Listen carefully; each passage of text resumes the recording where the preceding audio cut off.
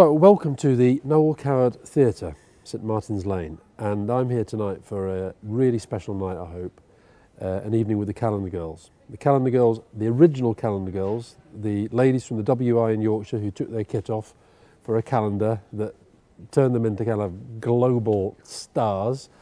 There's been a film and there's now a stage show, and the stage show has been around the country and it's now come to the West End and is doing extremely well. But tonight's going to be a bit special because we've got the original Calendar Girls and I'm going to talk to them on stage for a bit, and then we've got the show as well.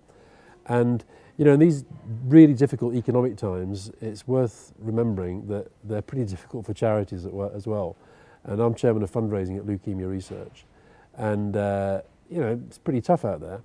And things like this that weren't planned, they weren't expected, they're just brilliant. And they've raised now, this calendar project has raised nearly £2 million for Leukemia Research. And with the West End show doing as well as it is, and with all the merchandising and so forth, then that money's just going to go up and up and up and up.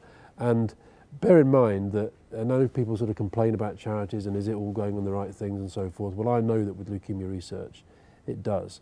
And I got involved with this charity because my best friend, John Merritt, a journalist, died, and then his daughter, Ellie, died. And, you know, when we were growing up, when I was growing up, if a child got leukemia, it was a death sentence. Thanks to the work of organisations like Leukemia Research, 9 out of 10 children who get leukemia now will survive.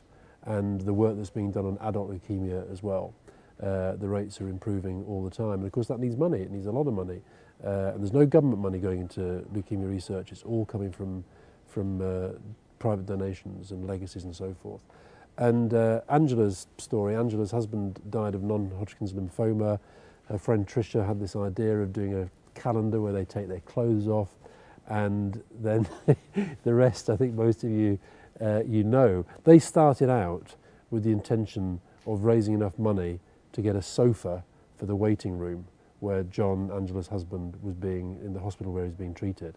From that tiny little idea, this whole thing has grown with Hollywood, stage plays, another calendar now, including with Beryl, who's 75 and still taking her kit off.